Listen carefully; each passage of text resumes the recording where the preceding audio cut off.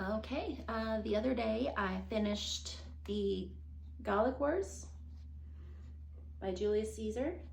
I think it's Gallic because they talk about the Gauls, and I don't think they pronounce it Gaelic, but maybe they do. But yeah, it was an interesting read. Lots of war, which, per the title, that's expected. But yeah, it's just like a handful of books, stories that apparently Julius Caesar wrote, but everything's in the third person, and I can't imagine he would talk like that. He's either referred to as he or his name, so I don't know if he actually wrote it, because things are being referred to in spots where he wasn't actually there.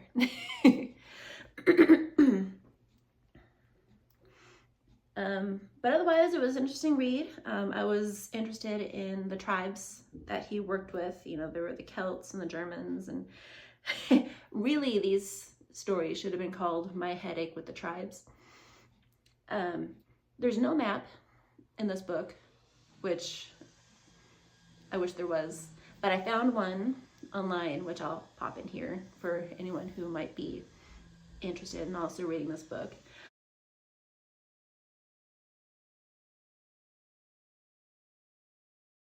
But it reads well. It reads like a story. I was expecting more of like a first-hand journal kind of thing, but it wasn't. But it reads well. But it's a short book. It's like 140 pages, but it took me it took me longer than I expected. Again.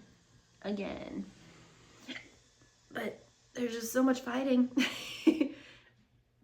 which is fine. Like, I'm not against it. Like, there was lots of tactics and thought processes to fighting the opposition.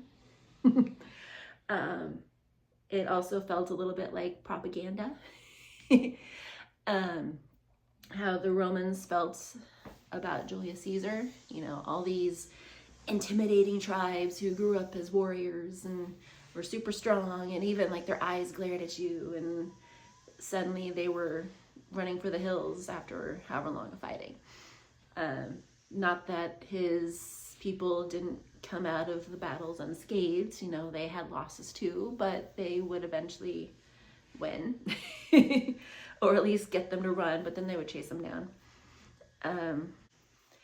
And another interesting thing to note was one of the German tribe leaders had heard whispers of some of the Roman people wanting to off Julius Caesar.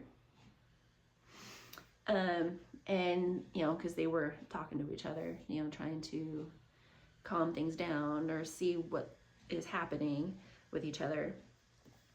A truce for the moment. And he was telling them about it. And he was musing out loud that maybe he should just do his people a favor and take them out now. But he didn't. But I just thought it was interesting since we know Caesar's ending. And there's also another story where Brutus is there as a younger self.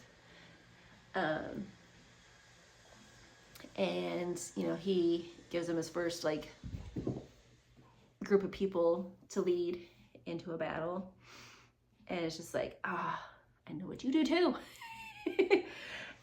Anyways, interesting read. But yeah, if you're into history stuff, it's a good read. If you are into just old antiquity stuff, it's an interesting read. If you're into battles, it's an interesting read. Just something for a nonfiction to throw in. So it was good. On to the next.